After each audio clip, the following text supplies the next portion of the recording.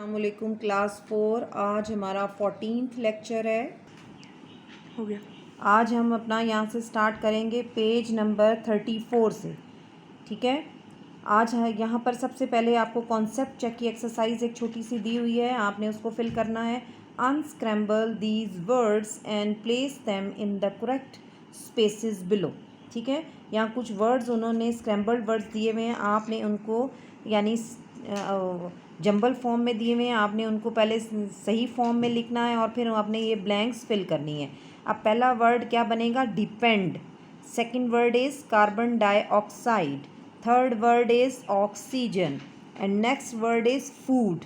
कल जो हमने टॉपिक पढ़ा था ये उस में से ये कॉन्सेप्ट चेक की एक एक्सरसाइज आपको दी गई है छोटी सी, ये आपने अपनी कॉपीज़ पर कर लेनी है।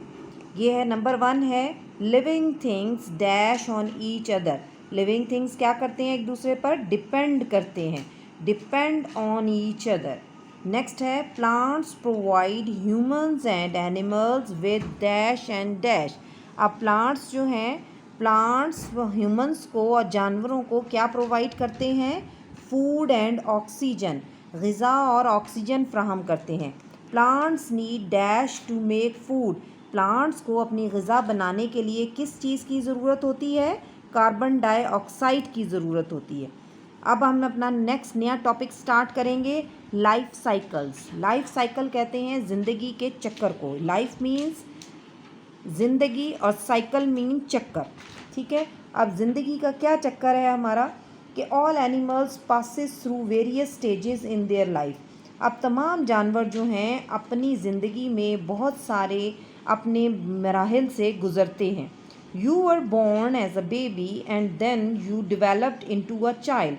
आप कैसे पैदा होते हैं? आप डायरेक्ट बड़े पैदा हो जाते हैं? नो, ऐसा नहीं होता।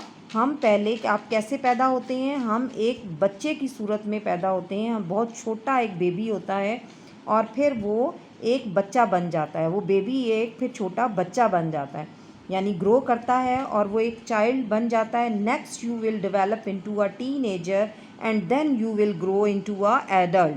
फिर आप क्या होते हैं कि आप एक टीनेजर की यानी कि आप थोड़े बड़े होते हैं और आप बड़े होने के साथ टीन एज में आ जाते हैं, यानी 15, 16, 13, 14 इस एज में आ जाते हैं। उसके बाद फिर आप और ग्रो करते हैं और बड़े होते हैं, फिर उसके साथ फिर आप एक एडल्ट यानी एक बड़े बन जाते हैं, बड़ा शख्स, एक बड़ा आदमी बन जाते हैं।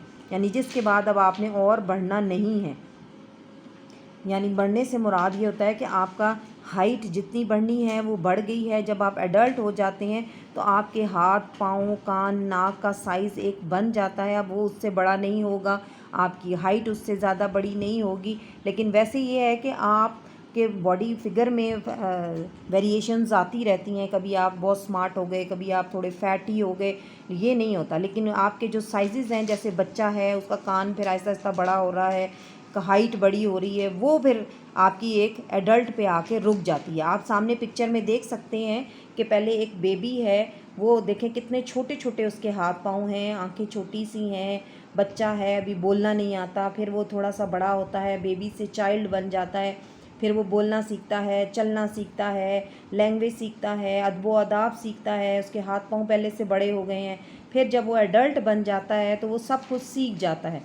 ठीक है, और फिर उसके हाथ पाँव जितने बड़े होने होते हैं बड़े हो जाते हैं, और हाइट जितनी बड़ी होनी होती है हो जाती है, और सब कुछ वो सीख जाता है। फिर वो एडल्ट स्टेज उसकी आ जाती है। ठीक है, आगे पढ़ते हैं। Usually a calf will be up and walking 30 minutes after it has been born.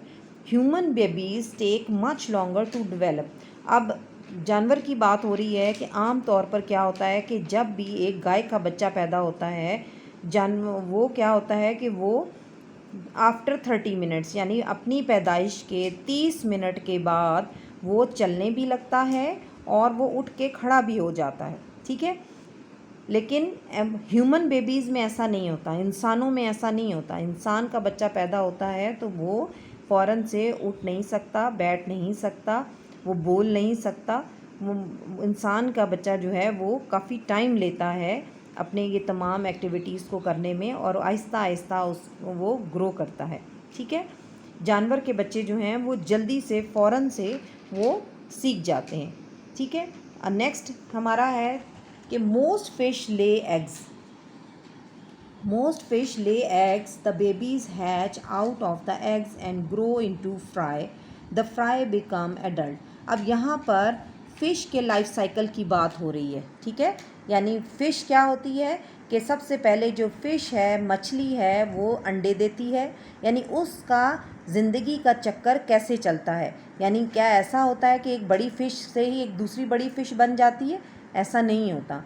सबसे पहले फ़िश एग्स देती है, पानी में अंडे देती है। अंडे से वो जो अंडे हैं वो फिर जब वो टूटते हैं तो उनमें से ये छोटे छोटे से ये जो बच्चे हैं इनको हम फ्राई कहते हैं, ये निकल आते हैं। देख सकते हैं आप, इनकी थोड़ी सी पहले टेल है, आगे छोटा सा एक, अब इतना डीप हम इसको नहीं पढ़ेंगे, अभी आप ये जानना इतना ही काफ़ी है कि अंडे से जो फ़िश के बच्चे निकलते हैं छोटे छोटे, उनको हम फ्राई कहते हैं। अब ये फ्राई जो हैं ये फिर वक्त के साथ, थोड़े टाइम के साथ बड़े होते हैं, तो बड़े होते होते फिर ये एक एडल्ट फ़िश बन जाते हैं। इस तरह ये इनकी लाइफ साइकिल जो है, ज़िंदगी का एक चक्कर जो है वो चल रहा है, ठीक है।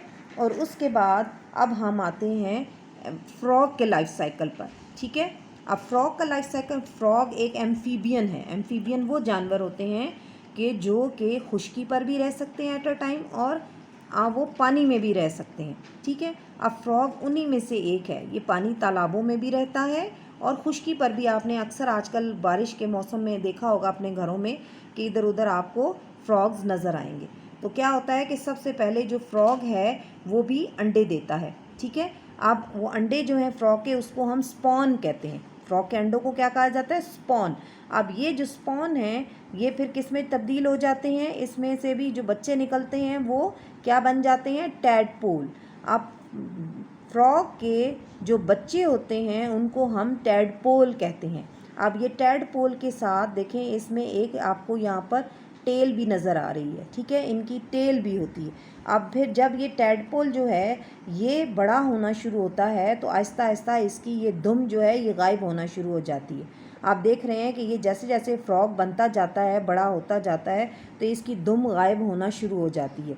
और फिर आहिस्ता आहिस्ता जब ये फ्रॉग जो है एक एडल्ट फ्रॉग बन जाता है, एक बड़ा फ्रॉग बन जाता है, तो इसकी ये दुम गायब हो जाती है और एक बड़ा फ्रॉग अपने पेरेंट्स के लाइक बिल्कुल बन जाता है।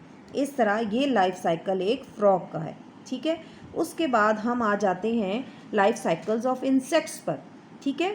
इंसेक्ट्स का लाइफ साइकिल यानी कीड़े मकोड़ों का लाइफ साइकिल कैसे, या जितने भी जानदार हैं सब का लाइफ साइकिल है। हाँ जी, इसके बाद टॉपिक है हमारा लाइफ साइकिल ऑफ इंसेक्ट्स। इसी तरह जैसे हमने अभी इनका पढ़ा एनिमल्स का, इसी तरह इंसेक्ट्स का भी लाइफ साइकिल होता है। ये टॉपिक बेटा हम अब कल स्टार्ट करेंगे। कल हम फिर लाइफ साइकिल ऑफ इंसेक्ट्स के बारे में पढ़ेंगे, ठीक है। अल्लाह हाफ़िज़।